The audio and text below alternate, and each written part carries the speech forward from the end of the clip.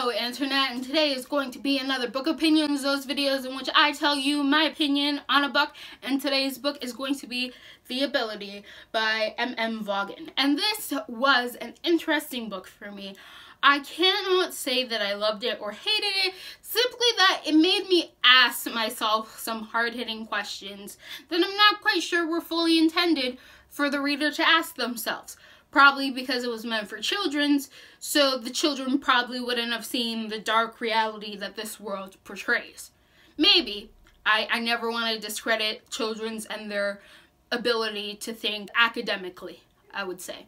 So this book follows a young boy, and he ends up finding out that the British government has like a secret society, a secret program, right? It's like MI-18.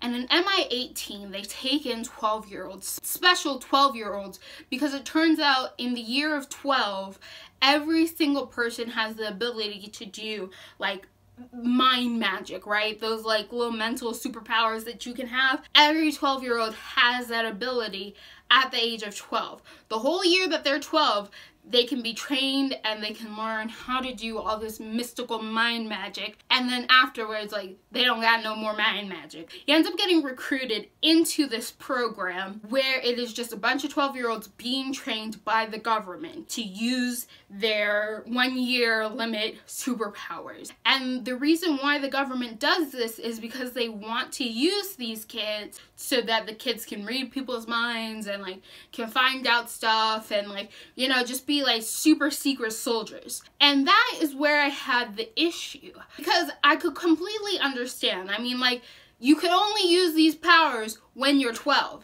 and when you hear about the powers, they're amazing. Like, you can search people's memories, you can pick out things, you can lift up things, you can do apparition stuff. Like, you can do all sorts of weird, crazy stuff. Like, you can kill people with your mind. Like, just any weird mind power, mind magic you've ever heard of, these kids can do at the age of 12, and only while they're 12. And so, like, that seems like a missed opportunity if you just left a bunch of like 12-year-olds doing their thing when you could use that for your own purposes, right? So me and my little Slytherin brain, I understand that. I understand trying to get ahead in life, be like, oh, well, we might not be able to ask you what we want, but we can ask this little kid to go into your mind and get all of that information.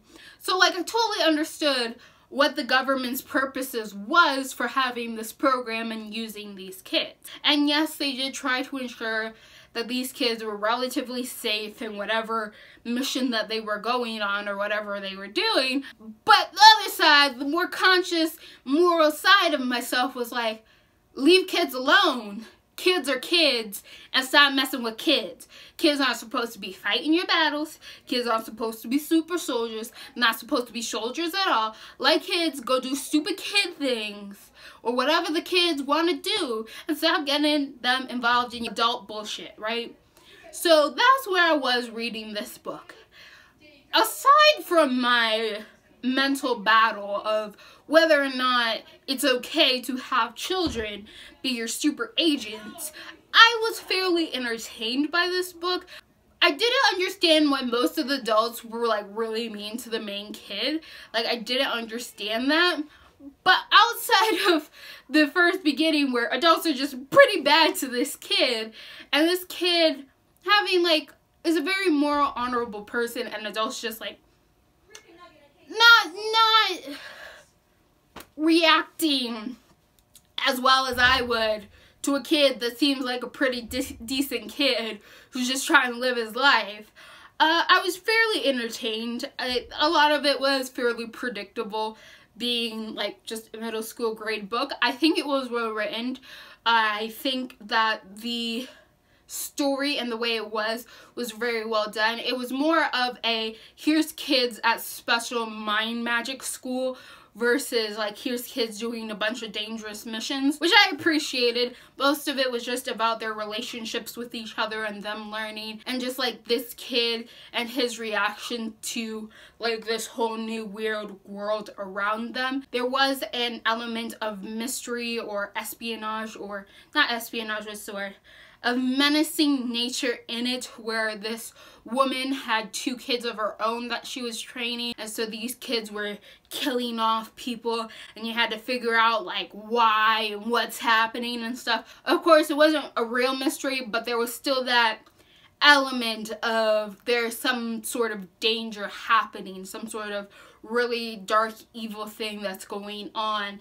That dark evil thing was a human this time, not some weird scary monster, but I would argue humans are the scariest things I've ever come across. Anyway, objectively, good writing, good story. It had decent pacing all the way through. It wasn't anything super intense or super complicated. I like the interesting concept of at 12 you can train yourself to do all these amazing things. You have the ability, the capacity to read super fast, to do all these super cool mind magics. That was really fascinating. I was a little more hesitant about the idea of using 12-year-olds as super soldiers for governmental purposes, because I can't like wrap my head around that ever being okay, even if I can understand the ups, the advantages of doing that, especially if there is a certain year period and that year happens to fall within the childhood category. Still kind of messed me up.